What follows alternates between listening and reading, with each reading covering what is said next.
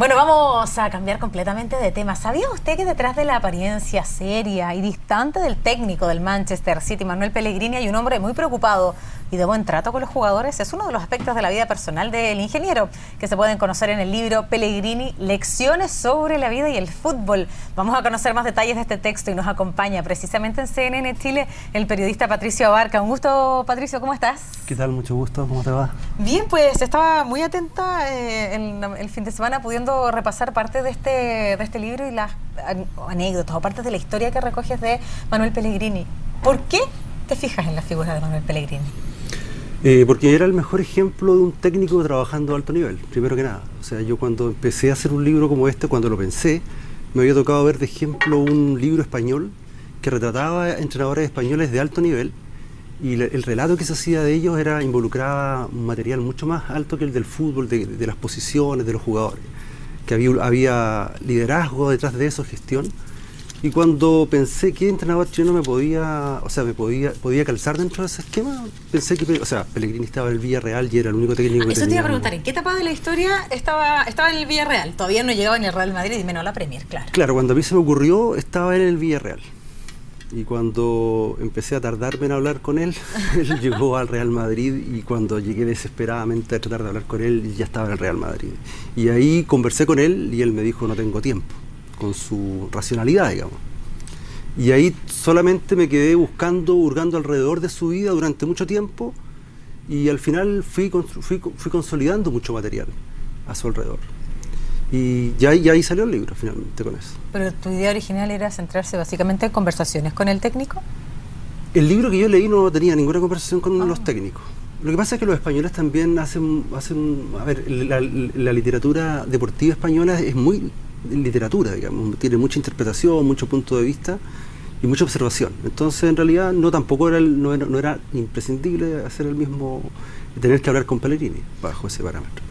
Patricio, vamos a conocer parte del aspecto del ingeniero. Una de las cosas que a mí me llamó la atención y que bien relatas también en el texto es cuando él tiene que decidir entre esto que es la ingeniería y esta empresa constructora y finalmente el fútbol, y cuenta también una anécdota cuando él va en el auto y aparece aquí el tren y pasa a llevar la parte delantera, y bueno, dice, la verdad es que la vida se volvió un poco loca entre estas dos cosas, y finalmente cómo su camino fue ser director técnico. Esa es una parte clave en realidad. Pellegrini pudo haber muerto en ese episodio que tú relatas, porque él efectivamente corría de un lado para otro.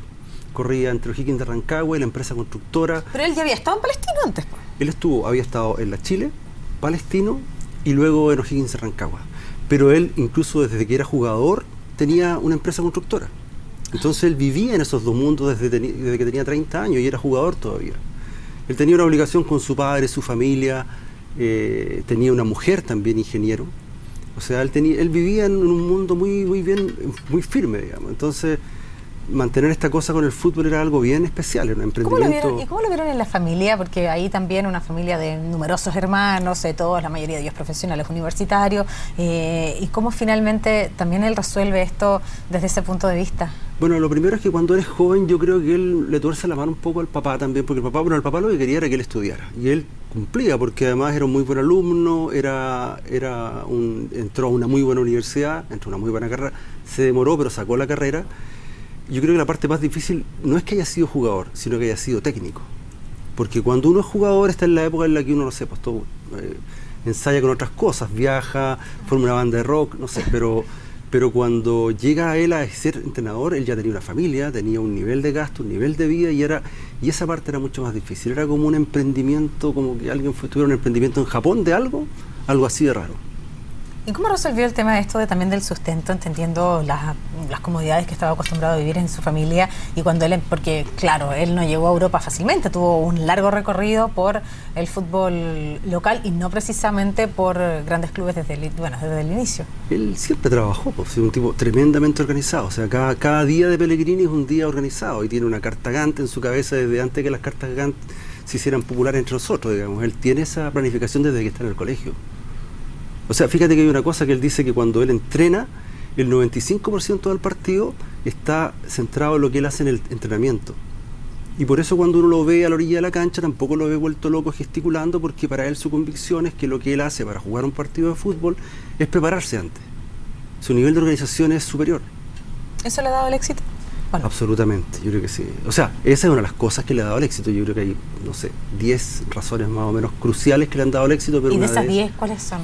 ¿Alguna de ellas? Bueno, la convicción. Creer que las cosas son como él las va a pensar. O sea, de hecho, el primer capítulo del libro se llama La bóveda y tiende a explicar esa capacidad de convicción que tiene él. O sea, él no era un jugador apreciado por sus virtudes técnicas y fue jugador de fútbol. Él era una persona que no le daban facilidades para que se dedicara al deporte y terminó triunfando en el deporte. O sea, la convicción de él es enorme. Su preparación es lo otro. ¿Cómo es como técnico? ¿Cuál es la relación que tiene con los jugadores? Me llamó la atención una anécdota con Castañeda, cuando él iba a ser padrino de matrimonio, pero el otro día había un partido de fútbol. Entonces, ¿cómo él tiene que finalmente establecer este vínculo con los jugadores, que finalmente ellos son los que también permiten su éxito? ¿Sí? Es buena esa anécdota porque además él a Castañeda le tenía una admiración como jugador. Entonces, claro, era su autoridad, pero también lo admiraba. Y sabía que además Castañeda era un tipo muy pensante. Entonces, él tenía un regaloneo en Castañeda y sin embargo en esa anécdota se ve que, pese al regaloneo, le exige. Sí, pero para aquellos que no han leído el libro, la anécdota es que Castañeda tenía un matrimonio importante, él era padrino del matrimonio, pero, y eso, bueno, todos sabemos que el matrimonio involucra una fiesta, la entretención, claro, la comida, pasarlo bien, pero él al otro día tenía un importante partido de fútbol. Claro. Entonces, la reacción es de Pellegrini, decir, bueno, no vas a ir al matrimonio. Busques otro padrino, le dice. Busques otro padrino, sí. Al final llegan a un acuerdo y es entretenido cómo lo resuelven.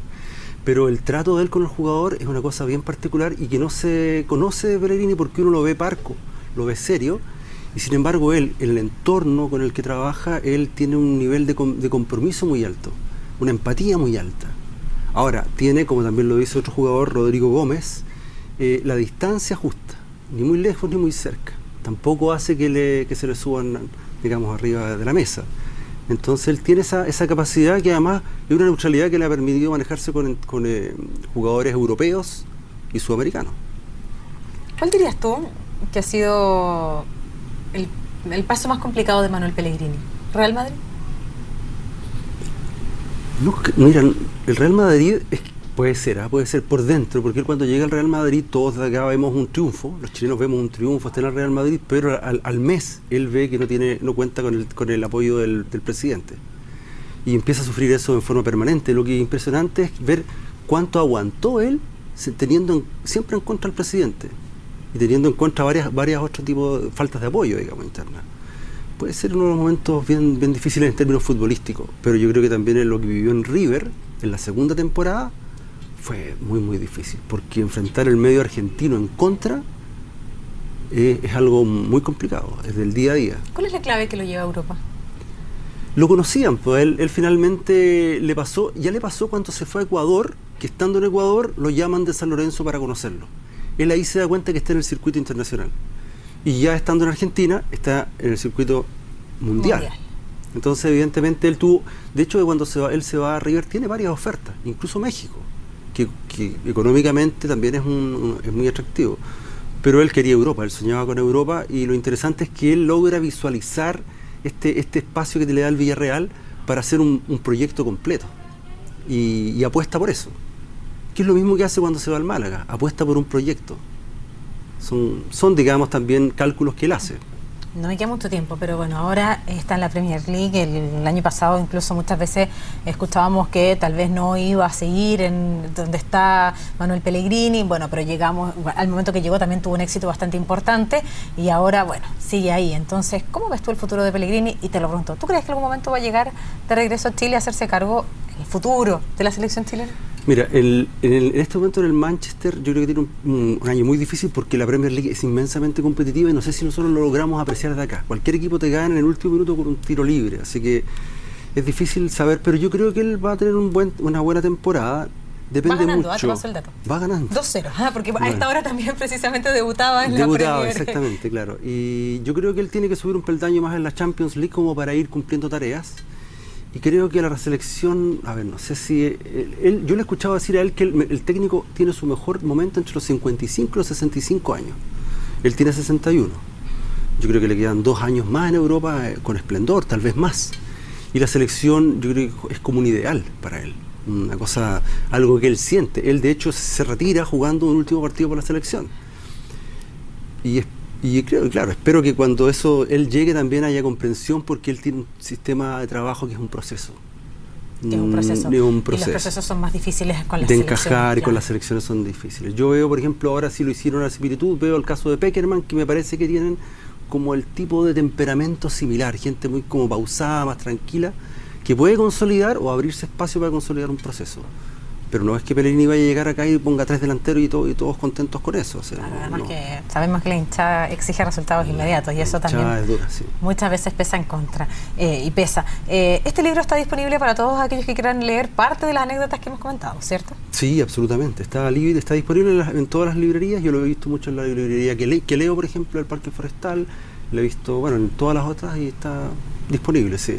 Está entonces disponible para aquellos que también quieran conocer un poco más del ingeniero a través del trabajo que tú has realizado. Y ya comentábamos el dato que, por supuesto, me imagino tú también te gustaba seguir de cerca. El City va ganando en su debut en la Premier League por 2-0, por lo tanto eso puede ser un buen inicio para lo que significa esta temporada para Pellegrini, ¿no? Sí, además que empató ya el equipo principal, su rival, que es Chelsea. El Chelsea, claro. Claro, entonces ya le estaría dando una puntada a Mourinho. Mourinho estaría un poco más enojado de lo que está, creo yo. Algo que no le cuesta mucho, digamos. No le cuesta. Gracias por acompañarnos.